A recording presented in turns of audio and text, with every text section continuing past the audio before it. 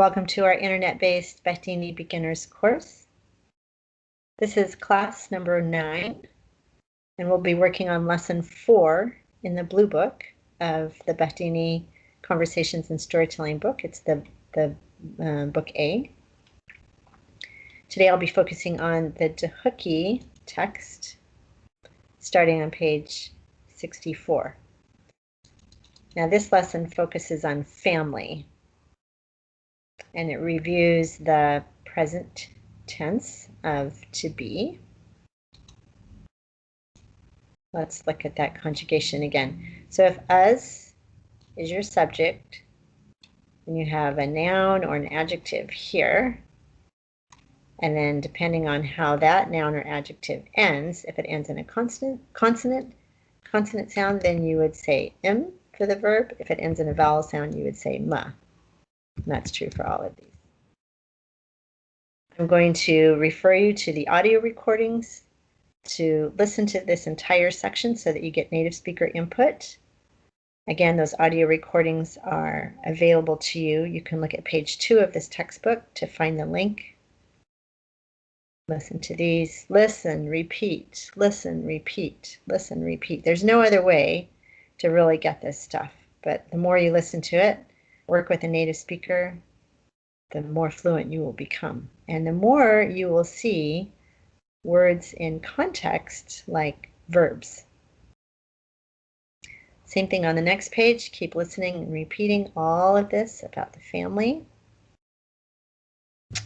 In part 2 of page 66, again, you can listen to the audio recordings and identify the pictures.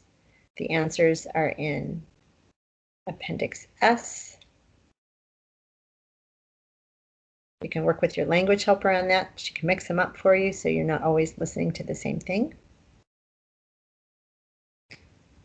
On page 67, you have some conversations written out linearly for you.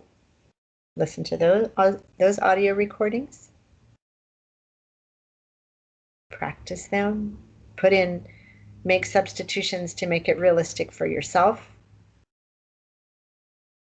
Just a reminder, when you go to somebody's house and they say, Karamka, Rina, welcome, sit down, you answer by saying, Karam Dorbi. Yesterday, in the last lesson, we learned about Bkherhati. When you're in a taxi, that's different from Karamka. So for Bkherhati in a taxi, you answer Kharan Dorbi. For Karamka, when you go to somebody's house or they motion for you to sit in a certain place, then you say Karam Dorbi.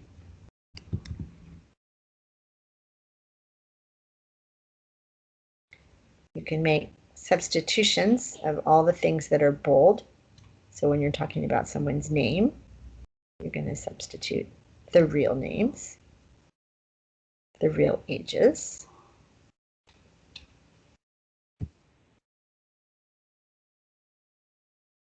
Now let's look at these relationship words.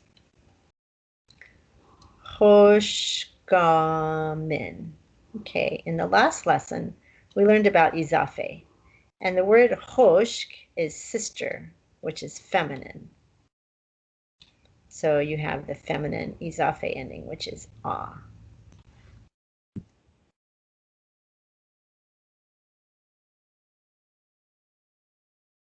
Now, in the next one, we're talking about a male, a nephew, but we still put the ah ending here because of the word khoshk.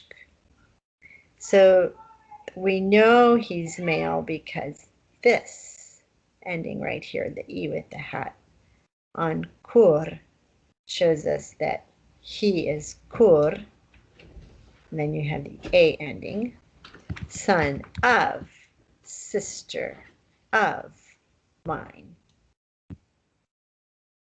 That works. And likewise, braimin, bra is masculine, so you have that masculine izafe ending, which is the E with the hat. that E with a hat gets transferred down here. Actually, it would be a Y, E with a hat. When you talk about the niece, because it's kitja, there's the feminine ending. Kitja brai min, daughter of, brother of mine. And in these substitutions, the word that you're substituting is choshk, so that ending gets tacked on to the end of this phrase and onto the end of this word. And in this situation, bra is what we're substituting. And that ye gets tacked onto the end of this phrase and onto the end of this word.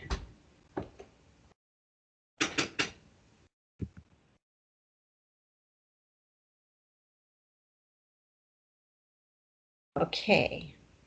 Now in section C, at the top of that next page, after class, show culturally appropriate pictures of your family to your language helper. What do I mean by culturally appropriate pictures?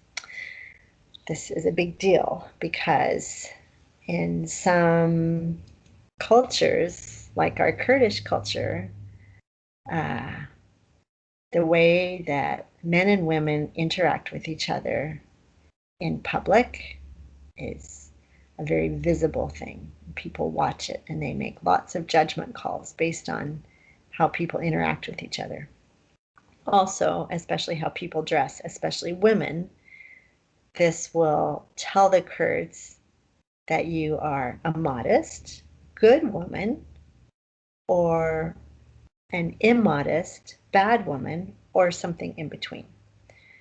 So when you show pictures of your family, there are, we all have pictures of our moms and sisters wearing tank tops or sleeveless tops, or maybe the neckline is a little bit too low.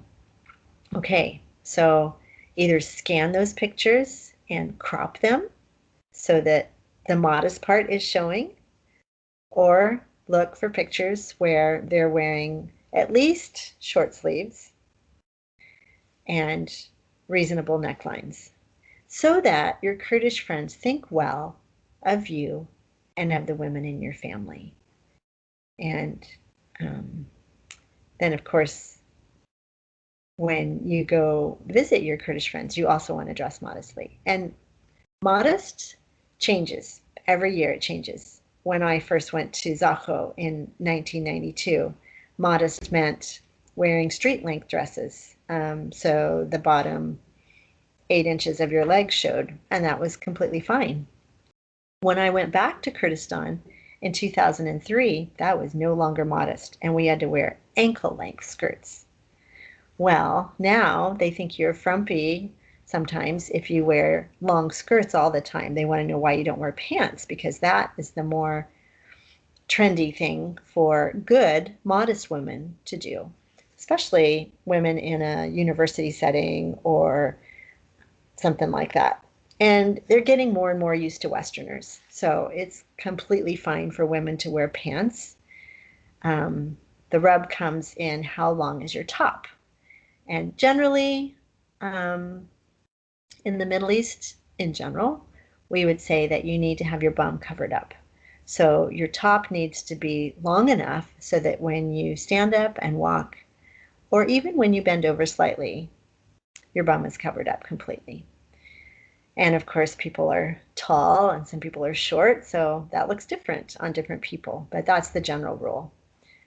So if you have any questions, you can ask me, you can ask other workers that have been there for a while. Be happy to help you out with that.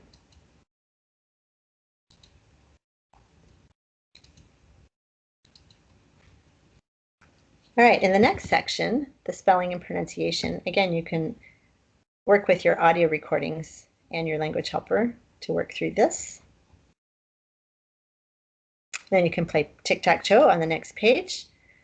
So the way you play tic-tac-toe is one of you says a word, such as on, and then you put your mark, and then the next person chooses something and they say a word, batal, and they put their mark, and you go and you finish the tic-tac-toe game that way.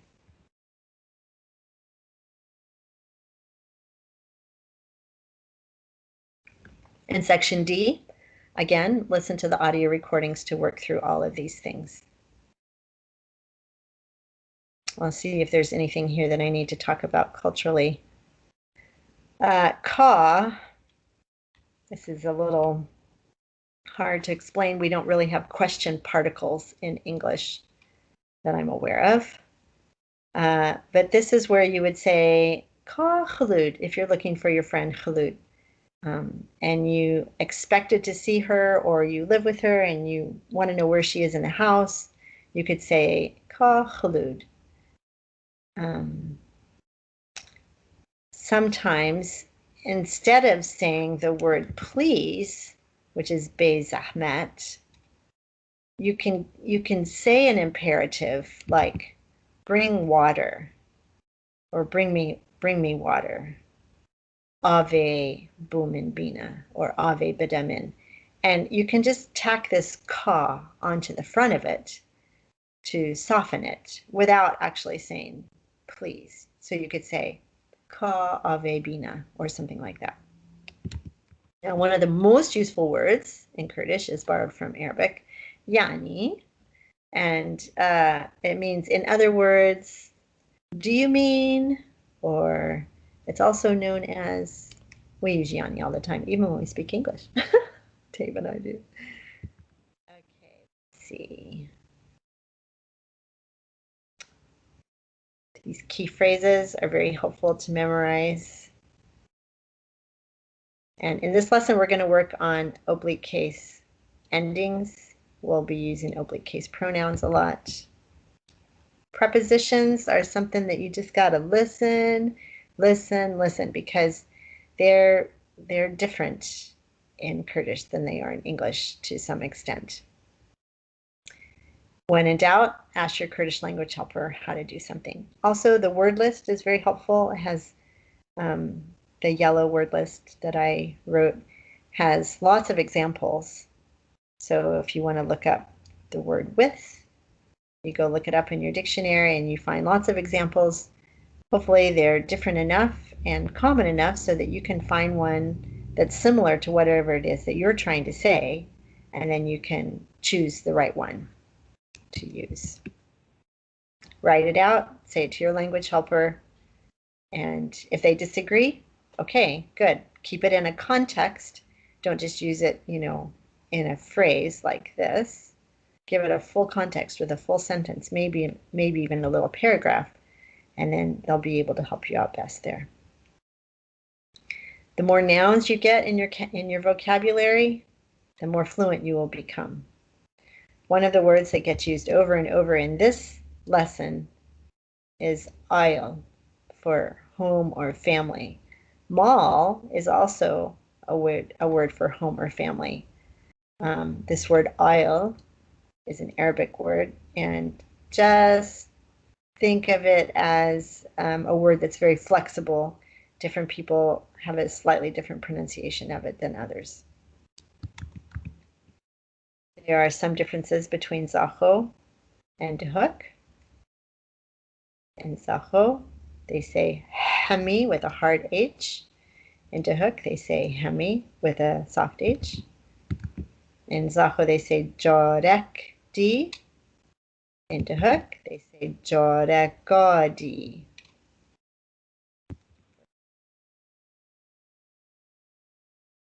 Page 71, we're working on titles here for people I may or may not know personally. Haji. This is a title for an elderly man or any man who has been to Mecca on the pilgrimage. And likewise, the female version is Hajia.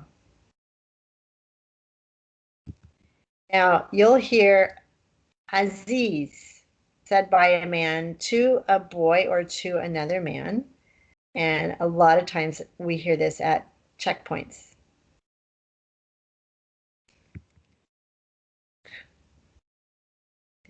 the word for sister. So a lot of times if you're a female, Kurdish men will call you khoshk because that's polite and they want you to know that they're being polite to you.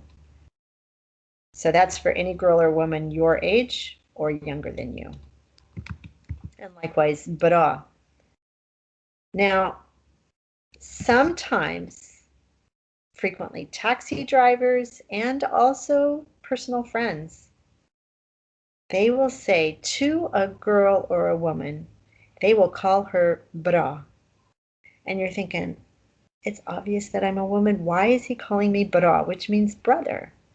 Well, they do it to make you feel comfortable and to make you feel that that man that's calling you bra is your brother.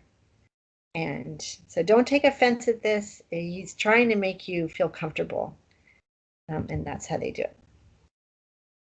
I didn't hear chizm before I moved to Zawita, but chizm can be used for a man who is your age or older. Otherwise, you could say khal or mom, which both of those mean uncle. The mom is the uncle of the brother of your father. The khal is the uncle who is the brother of your mother. Khalat is always a good term to use for a woman who is older than you are. It's not necessarily important to know people's names. You can just say khalat. Now, even though you may not be a teacher, other people may call you sit or sayda. These are Arabic terms and they're titles of respect. So even though you may not be a teacher, they may call you this because they want to show you respect. And just this note, Mom Dawood means Uncle Dawood. Ame Dawoodi means Dawood's uncle. So little differences there. Occupations and jobs are sometimes hard to nail down as far as a specific Kurdish word. If you have one that's not listed in the dictionary, or you need to tweak it a little bit, work with your language helper to find what that word is. For example, computer programmer. There's not really a word for computer programmer to say I am a computer programmer. So instead you simply would put it in the context of a sentence. He makes programs, or I make programs. Az programichetkam. And then if you're not, like especially if you're older, you're not working, you're batal. Now, if you're in Kurdistan, you're not batal because you are not non-functioning. So I wouldn't say that about yourself. I would say that even if you're retired from a job in America and you're in Kurdistan, working at the refugee camps or something like that, I wouldn't use batal to describe myself. I would say I'm a volunteer or something like that at the refugee camps. Batal is used of people who don't work, or they sit around, or they're between jobs, or or retired.